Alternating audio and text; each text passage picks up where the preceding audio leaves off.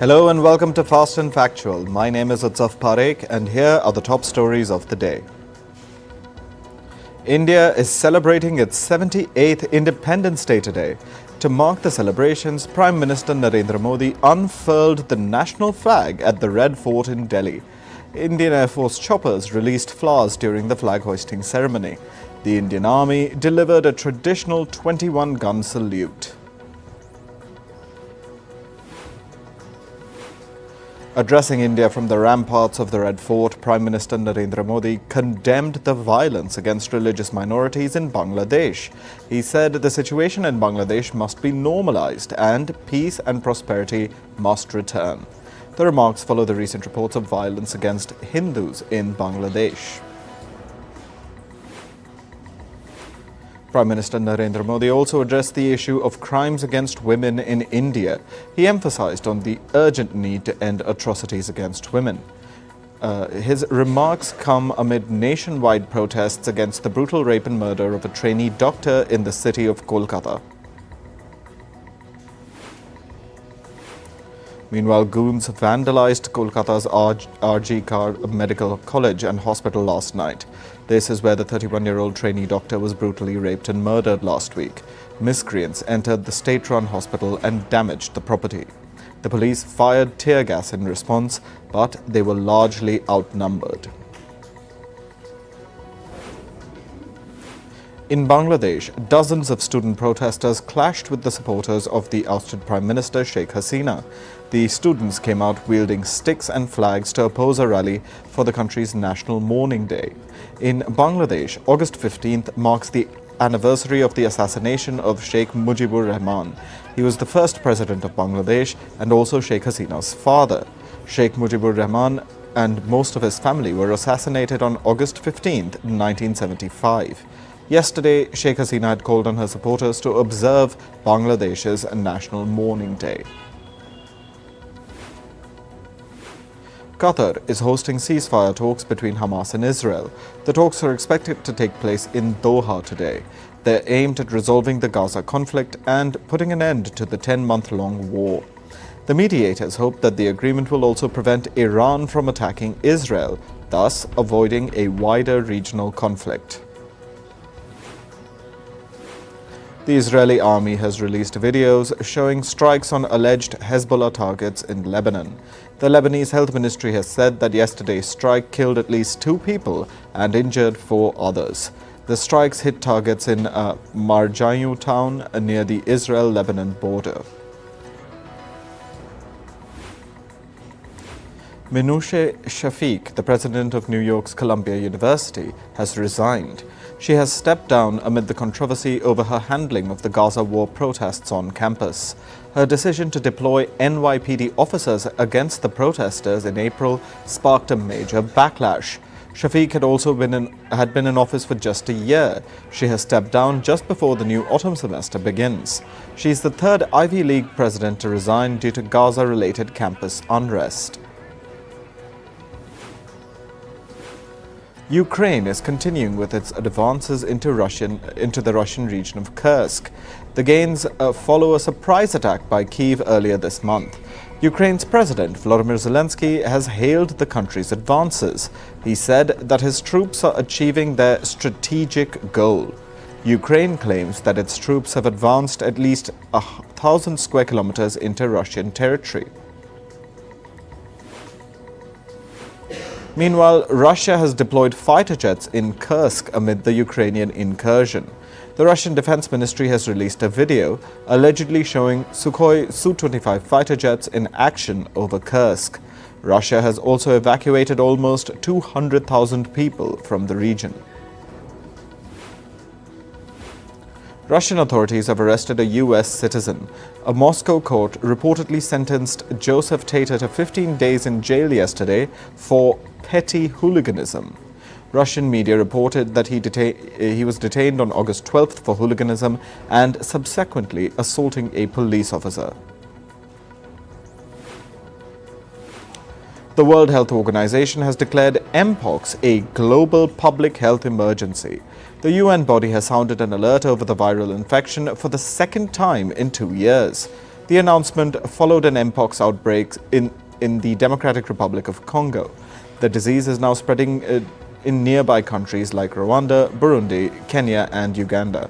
Mpox can spread through close contact. It causes flu-like symptoms and pus-filled lesions on the body. In climate news, tropical storm Ernesto has strengthened into a Category 1 hurricane.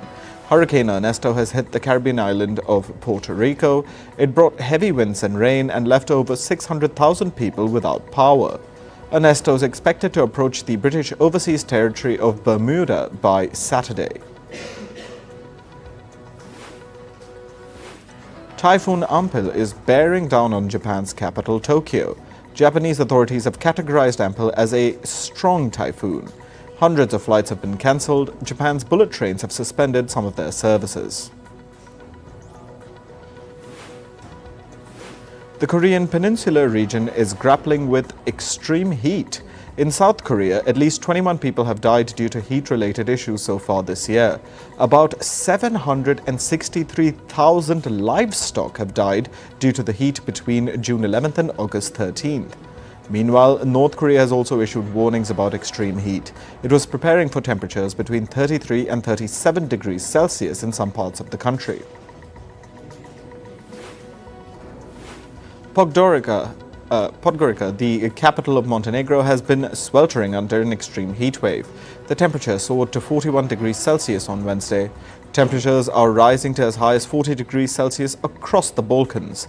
Heat warnings have been sounded all over the region. Children in West and Central Africa are grappling with extreme heat. According to a report by UNICEF, this extreme heat could endanger their health. The heatwave frequency in the region has quadrupled since the 1960s. The extreme heat is also posing a threat to pregnant women. Firefighters continue to battle the remnants of wildfires near Greece's capital, Athens. The wildfires caused significant damage to the region and also claimed the life of one woman. Authorities have stated that at least 10,000 hectares of land have been ravaged. In Bosnia, firefighters and local authorities are battling a wildfire on top of Mount Zelengora. The fire broke out in a national park and destroyed trees and forests that were untouched for hundreds of years. Meanwhile, high temperatures and winds have accelerated the spread of the wildfire. Two German airports have temporarily suspended their services after climate activists breached the airfields. An activist group called Last Generation claimed responsibility for the disruption. The group has demanded that the German government pursue a global agreement to phase out oil, gas and coal by 2030. On to business and tech news. In the United States, inflation eased to its lowest level since 2021 last month. Consumer prices rose by 2.9% in July compared to the same period last year. A slow rise in housing and food prices has helped ease inflation in the country. Analysts say that the latest inflation data will help push the U.S. Federal Reserve to cut interest rates next month. Japan has reported better than expected economic growth for the second quarter of this year. The country's economy expanded by 3.1% in the April and June quarter. Growth was driven by high spending on Japanese consumers. Private consumption, which accounts for over half of the country's economic output, rose by 1.0% in the second quarter. Meanwhile, distress in China's property sector seems to continue. According to the latest data, prices of new homes declined by 4.9% in July. This is the fastest pace of drop in housing prices that China has seen in the past 9 years. The country's property sector has been struggling over the past few years. The slump has been attributed to weak housing demand and high debt among property developers. American candy maker Mars has announced plans to buy the snack producer Kellanova. The deal has been valued at $36 billion. It'll bring brands like M&M's, Snickers, Pringles and Pop-Tarts under one roof. The acquisition is the largest reported deal so far this year. The U.S. Justice Department is defending its guilty plea deal with the plane maker Boeing. This comes after the families of Boeing crash victims opposed the agreement. Last month, Boeing agreed to plead guilty in a criminal conspiracy case linked to its jet crashes in the years 2018 and 2019. The deal includes large fines for the plane maker and the monitoring of its plants. However, the victims' families say that the deal doesn't hold Boeing accountable for the crashes. Flight attendants of the American carrier Alaska Airlines have rejected a new wage contract. The contract proposed to raise the average salary of flight attendants by 24%. The deal was put forward in June after lengthy talks between the attendants union and Alaska Airlines. However, a majority of union members rejected the deal in a vote yesterday. The airline says that it is committed to reach an agreement with its crew. A U.S. court is planning to order Google to allow Android users more ways to download apps. This comes after it observed that Google uses monopolistic practices in the App Store. The court was hearing a case brought by video game company Epic Games. The firm accuses Google of restricting Android users from accessing apps outside its App Store. The U.S. Committee on Foreign Investment has imposed a $60 million fine on telecom firm T-Mobile. This is the largest penalty ever imposed by the body that oversees foreign investment in the U.S. The Germany-owned T-Mobile has been accused of not disclosing data breaches during its takeover of an American firm back in 2020. The breach violated a national security agreement between Germany and the U.S. Communications equipment maker Cisco has announced plans to cut 7% of its global workforce. The move is expected to impact about 6,000 employees. This is the second round of layoffs that Cisco has announced this year. The firm says it aims to save about $1 billion through these job cuts.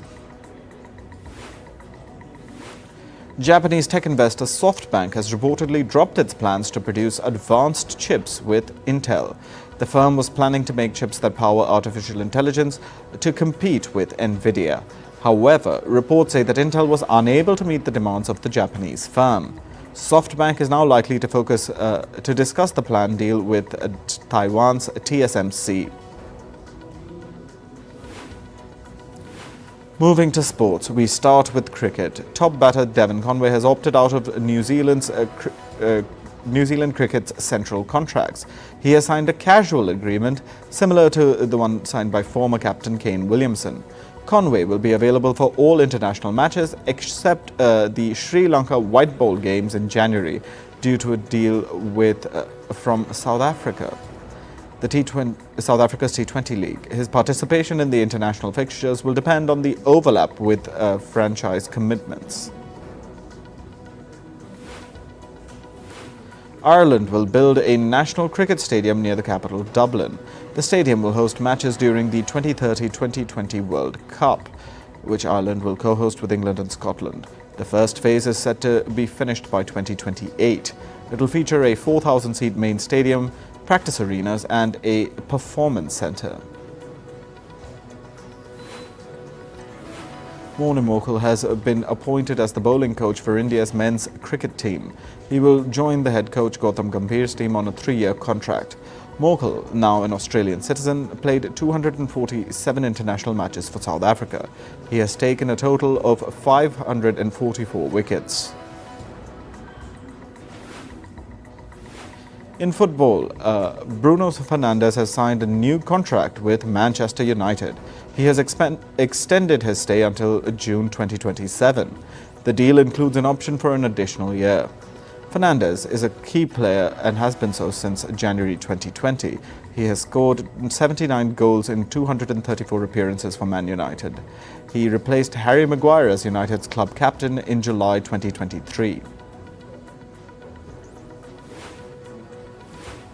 Munir Nasoroa, the father of Barcelona's Lamine Yamal, was reportedly stabbed. The incident occurred in Spain's Mataró. He was reportedly attacked multiple times in a car park. Yamal's father was hospitalized in a serious condition. Kylian Mbappe debuted for Real Madrid at the UEFA Super Cup. He scored a goal helping his team secure a 2-0 victory over Atalanta. Federico Valverde scored the first goal for Real Madrid and Mbappe wrapped it up with a goal in the 68th minute to help Real win the Super Cup trophy. In tennis, Naomi Osaka, a former US Open champion, received a singles main draw wildcard for the 2024 tournament. The former world number one resumed playing in January after giving birth in July 2023. Osaka hasn't advanced beyond the quarterfinals in any tournament this season after her comeback. The 2024 US Open starts on August 19th. Indian wrestler Vinesh Fogart lost her appeal against the disqualification from the Paris Olympics. Fogart had appealed for a joint silver medal after being disqualified on the day of her gold medal match. She was dismissed for weighing 100 grams over the 50 kg limit before the final bout. The Court of Arbitration for Sport upheld the International Olympic Committee's decision to not give her the silver.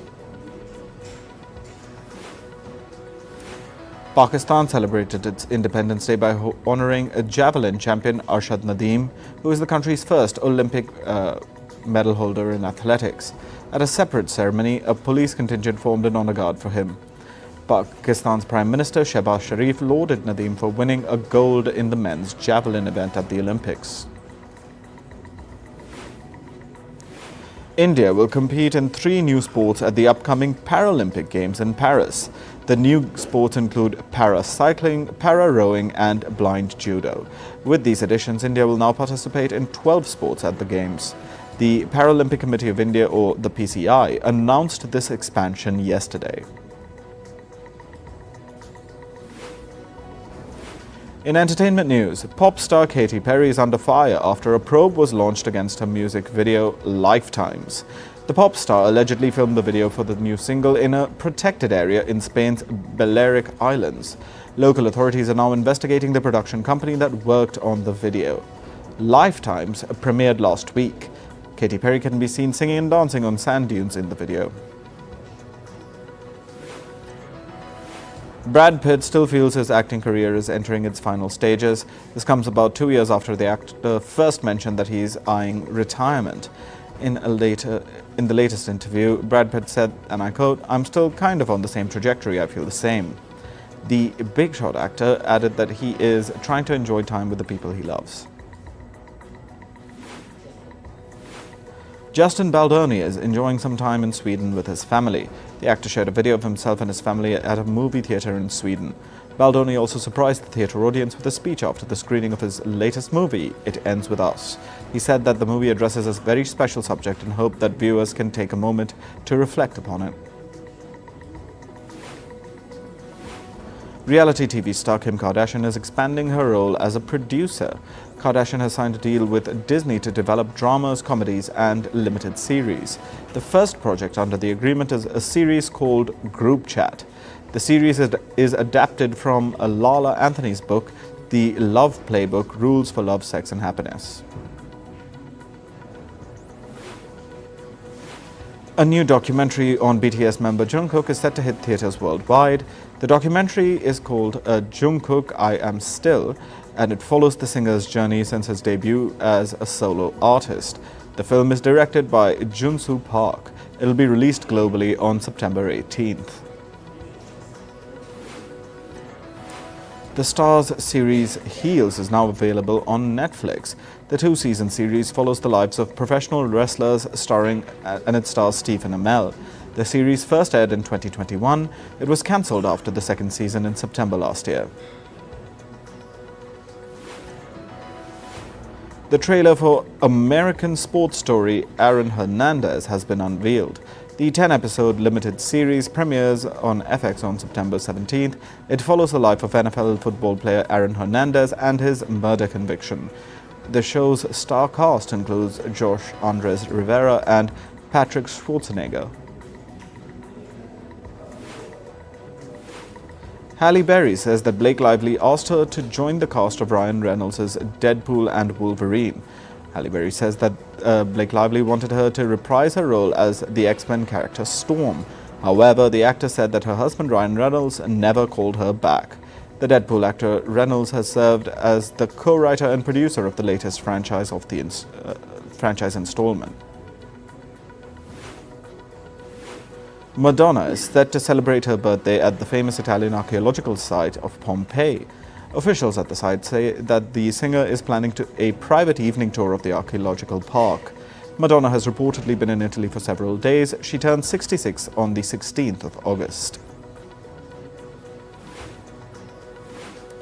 American actress Jenna Rowlands died yesterday at the age of 94. She died in California. The actress had been battling Alzheimer's since 2019. She had won Oscar nominations for films like A Woman Under the Influence and Gloria.